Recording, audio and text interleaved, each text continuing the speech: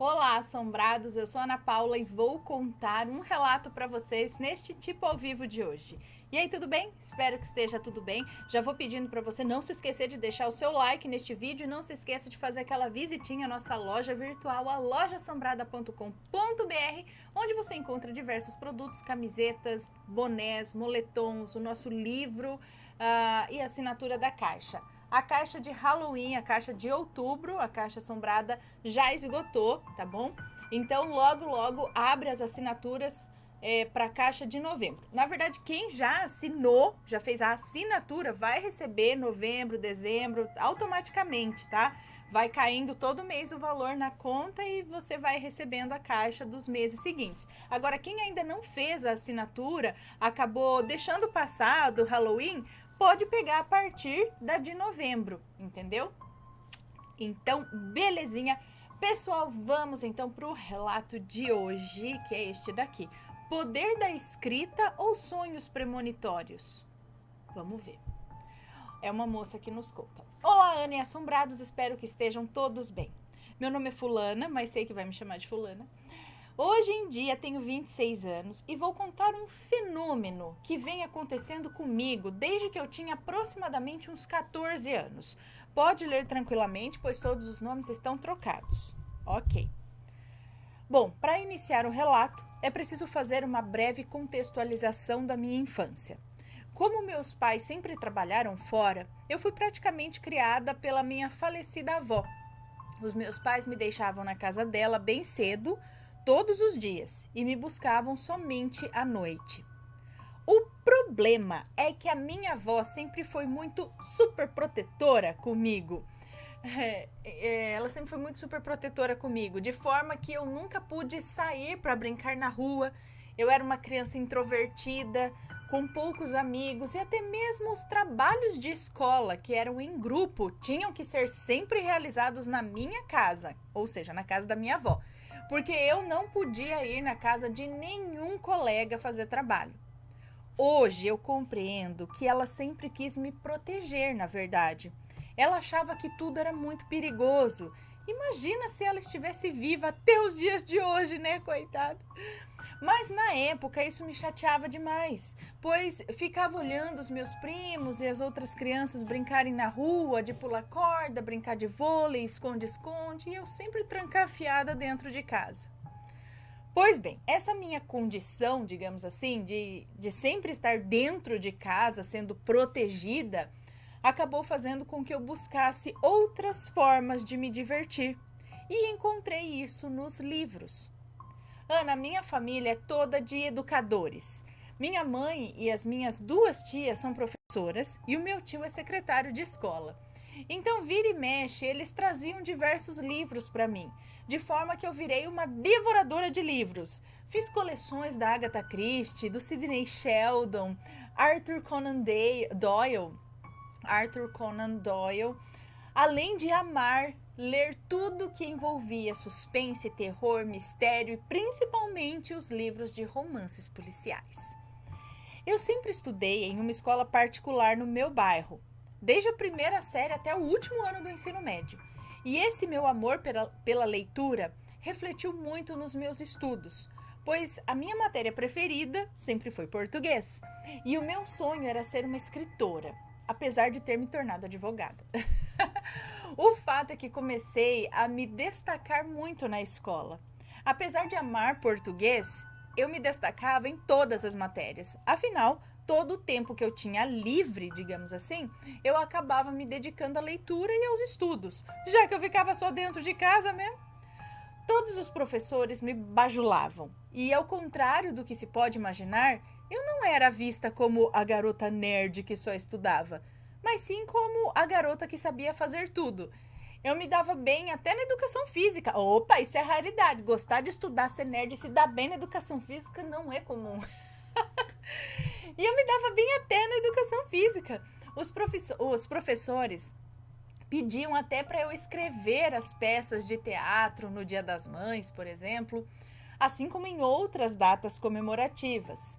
Depois aprendi também a tocar violão.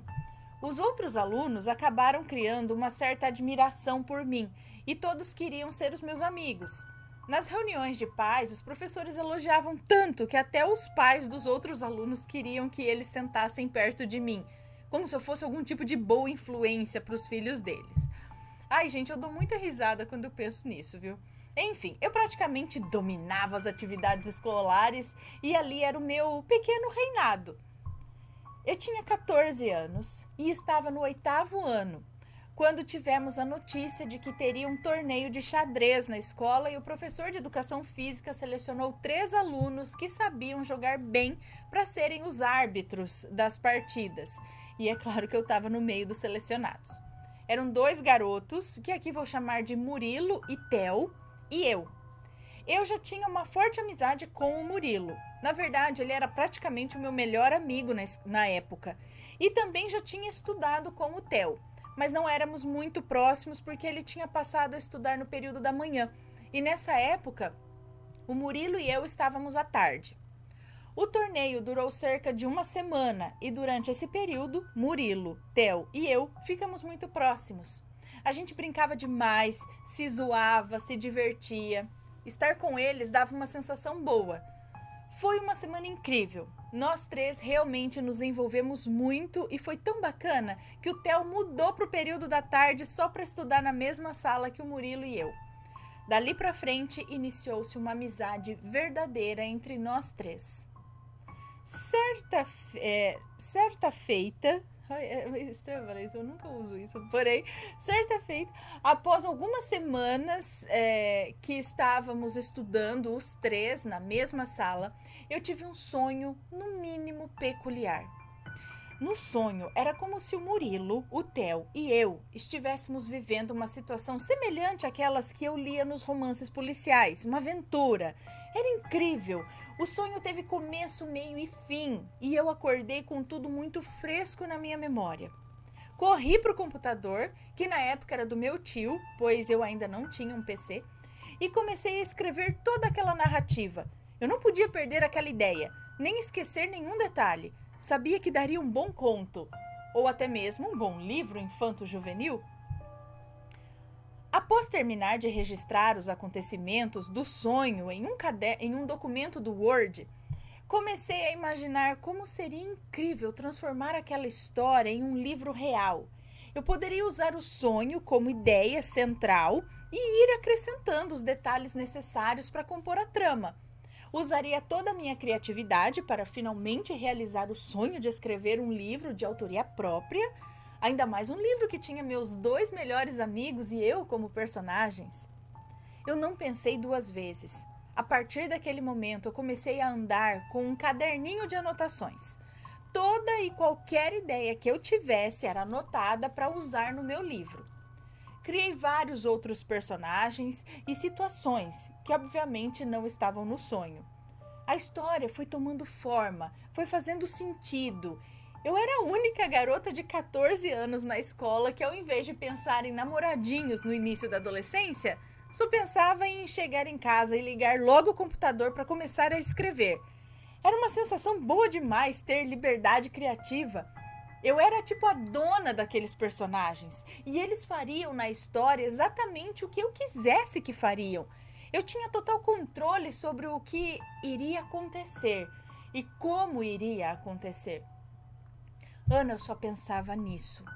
Eu lia os capítulos para minha avó, que adorava escutar.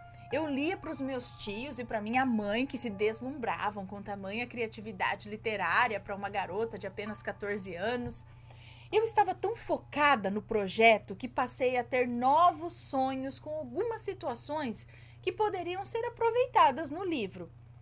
Eu acordava lembrando das cenas e das falas completas que eu havia sonhado e marcava tudo no caderninho, pois em algum momento eu iria usar aquelas falas e descrever aquelas cenas com as quais estava sonhando. E eu as escrevia. Foi nesse momento que as coisas começaram a ficar um pouco estranhas. O que irei contar agora, muitas pessoas podem achar que é mentira. Inclusive, se não tivesse acontecido comigo, até eu desconfiaria. Mas realmente aconteceu.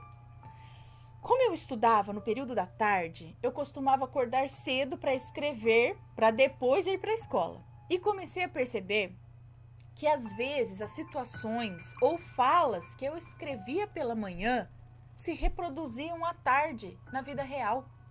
Exatamente, Ana. Falas completas que eu escrevia no livro, que eram ditas por Murilo e Theo, eles acabavam dizendo na escola exatamente da mesma forma. Situações que eu escrevia no livro acabavam realmente acontecendo na escola. Isso começou a me assustar um pouco. Somente para deixar claro, eu tinha contado para os meninos que eu estava escrevendo um livro, mordi a boca, que eu estava escrevendo um livro e que eles eram personagens e tal. Mas eu não dava muitos detalhes, muito menos descrevia as falas escritas para eles. Então, não tinha como eles estarem repetindo conscientemente aquelas falas. Era algo natural. O que eu escrevia realmente estava acontecendo.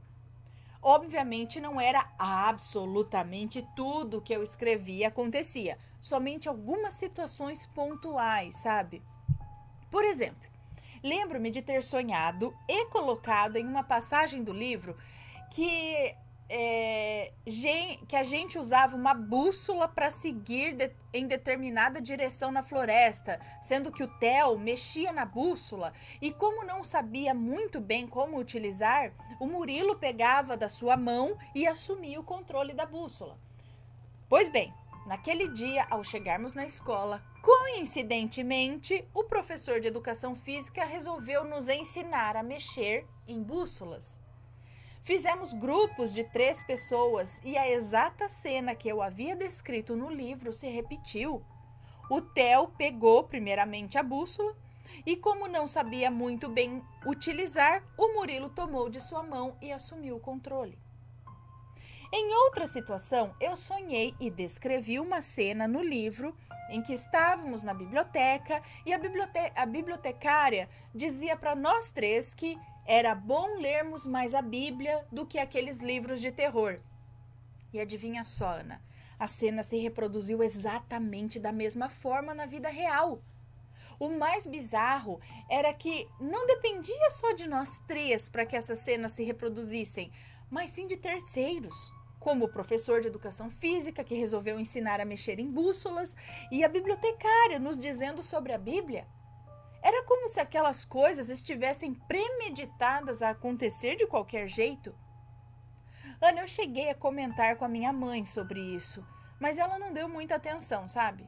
No meu livro existiam cenas um pouco mais perigosas e eu cheguei a ficar com medo de escrevê-las, achando que de alguma forma poderiam se reproduzir e eu poderia machucar os meus amigos na vida real. Eu já tinha entendido que não era tudo que eu escrevia que realmente acontecia, só algumas coisas, mas ainda não havia compreendido o porquê disso. Eu não sabia diferenciar o que de fato acontecia, eu não sabia diferenciar o que de fato acontecia do que ficava somente nas páginas do livro. A gota d'água foi quando sonhei que tínhamos viajado para a Serra de Paranapiacaba. E achei interessante colocar um capítulo no livro envolvendo isso. E pasmem, uma semana depois, a escola anunciou uma excursão que estava sendo organizada pelo nosso professor de biologia. Adivinha para onde? Exatamente para a Serra de Paranapiacaba. Ana, isso me assustou muito. Mais uma vez eu conversei com a minha mãe sobre isso e só aí ela me escutou. Pediu para eu parar de escrever aquele livro e disse que eu não iria para a excursão. Me lasquei, né? Porque eu queria muito ir naquela excursão e todos meus amigos foram, só eu que não fui. Ana, depois disso, parei de escrever. Coloquei na minha cabeça que a minha escrita tinha algum tipo de poder sobrenatural e que eu poderia fazer mal às pessoas com aquilo. O tempo passou e o meu livro ficou um pouco parado. Eu tinha diversas ideias, desfechos para cada um dos personagens, mas sabia que não poderia escrever nada daquilo. Afinal, eu não sabia o que poderia se realizar e o que ficaria somente no livro. Quando estava prestes a completar 15 anos, eu tive um sonho bem realista. Nele, a minha mãe me perguntava se eu preferia fazer uma festa de 15 anos ou se preferia fazer uma viagem para passar uns dias em Campos do Jordão. No sonho, eu escolhia a viagem. Lembro-me de ter acordado e pensado, claro que eu iria escolher a viagem. Alguns dias depois, minha mãe me fez essa proposta, na vida real, e eu não acreditei, gente. Eu cheguei a pensar, mas eu não escrevi nada disso. Foi aí que a minha ficha caiu. Talvez não fosse o que eu efetivamente escrevia que acontecia, mas tudo que eu sonhava e decidia colocar no livro. Era por isso que nem tudo se concretizava, somente as partes que eu tirava dos sonhos realmente aconteciam. Fizemos a viagem, foi realmente inesquecível. Minha mãe ainda me presenteou com uma câmera Nikon e um notebook, que era para compensar que eu não tinha tido a festa de 15 anos. Quando voltamos, minha vontade de usar o notebook novo para continuar escrevendo era incontrolável. Mas eu ainda estava com um pouco de receio. Então decidi esperar mais um pouco. Nos meses que seguiram, os sonhos premonitórios pioraram.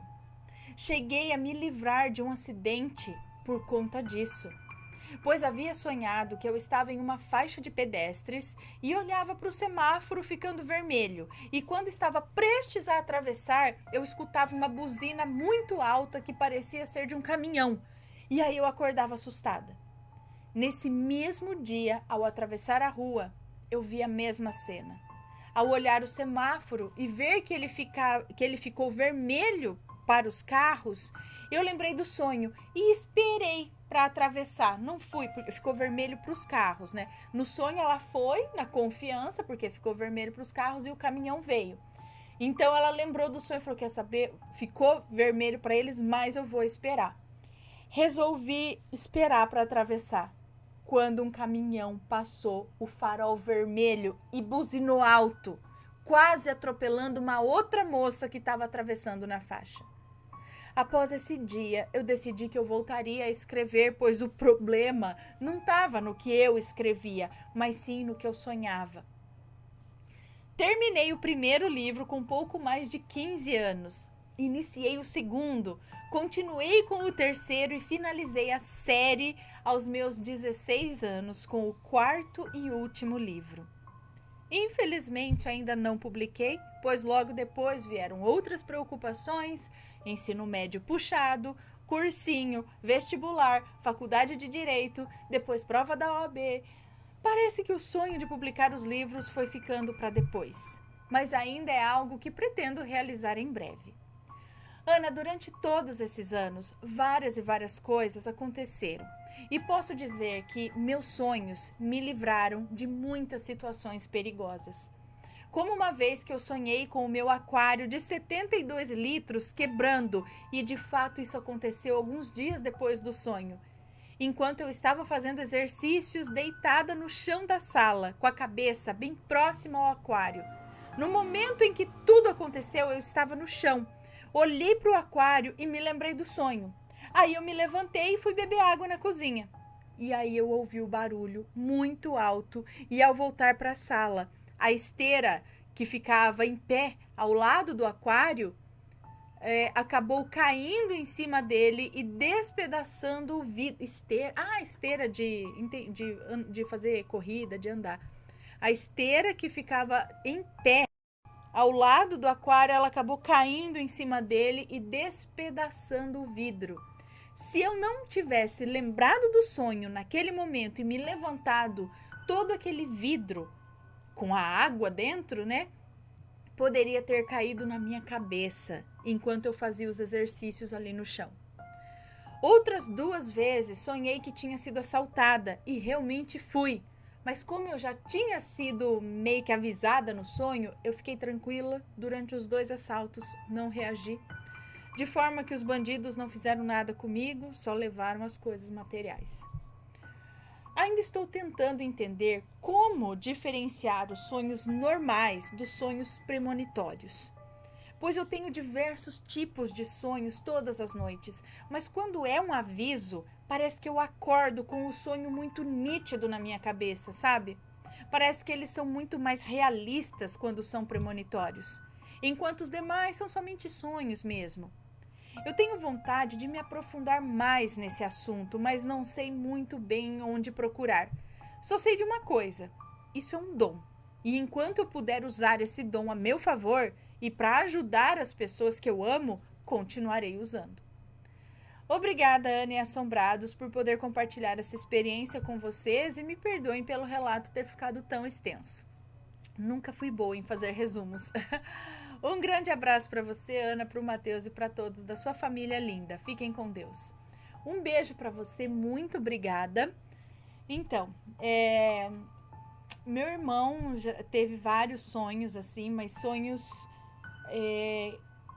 alguns grandes, sabe? Grandes não, por exemplo, de queda de avião. O que você vai fazer a respeito disso, sabe? E ele me fala que parece que é um lance assim, como você estava dizendo. Quando é um sonho normal, parece que é como se você assistisse uma televisãozinha de tubo, vamos dizer assim. E quando é um sonho premonitório, parece que você assiste tudo numa TV 4K. Dá a impressão que a imagem é muito mais nítida, que você lembra muito mais do sonho, ele é diferente. E ele descreveu mais ou menos assim, é tudo muito mais claro, mais nítido, mais... é diferente dos outros sonhos, tanto na lembrança quanto na visão lá do sonho. Agora, ainda é um assunto meio complicado, né? Sonhos premonitórios. Mas se você está conseguindo usar isso para o seu bem, para se livrar de situações, ótimo, muito bom. Bom, pessoal, esse foi o relato de hoje. Se alguém... eu tava cutucando aqui. Se alguém tem uma história parecida, se alguém tem sonhos premonitórios assim, deixa aqui seu comentário ou envie o seu relato pra gente. Eu subi na cadeira que eu fico assim, de repente eu fico aqui, né? Manda o seu relato pra gente, ok? Um beijo pra vocês e a gente se vê no próximo relato. Fui!